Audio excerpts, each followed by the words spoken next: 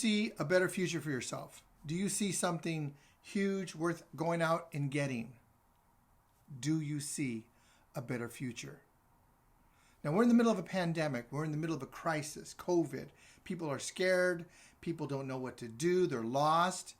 And they need ideas. They need leadership. They need something to hold on to, something to look forward to, something to help move them forward, help their families, help their future. So what I'm going to suggest is the way to see a better future is write it down, visualize it, and review it. So first thing, write it down.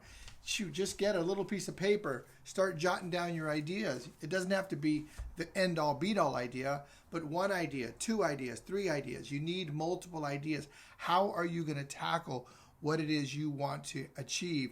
How are you going to tackle this future? And what is this future? Do you want to be rich? Do you want to pay off your house? Sometimes you just want to be able to buy groceries and pay the rent this month, right? Whatever that future is, write it down, write it down. Something happens to us when we take a pen to paper, when we write something down, something changes because we're starting to tell the universe, hey, this is what we want to do. I need the rest of you to align, all you angels and spirits or whatever you believe, I need you to line up with me. And it works. It just happens to work that way. The second thing is you want to do is visualize it. Look at it. Look at it. Look at what you wrote. Look at what you wrote. And then visualize it happening. Visualize it. What does it feel like if it was happening, when it's happening, rather than what it feels like if it were. So visualize what it would be like. Visualize what it's like. Visualize how you're going to celebrate when it's done. That's cool. Like visualize. So I don't sit there and visualize like meditate. I actually visualize how I celebrate it being complete. And what I do is I'll come up with 2 or 3 different ideas and I'll go through all those game plans. And what it does is it alleviates the anxiety and the stress, because if game plan 1 doesn't work, I know I got 2, 3, and 4, and I have seen them to the end, and I know that one of them, if not all of them, will work. So that's the second part, visualize. And then review it. Review your ideas constantly, daily if you can. So what I do is I create a to-do list in a book in Brendon Burchard's planning schedule. I create a to-do list in there and I look at it. I stick to it. I visualize what it's going to be like in the afternoon when I'm finished. I celebrate like I got all this stuff done.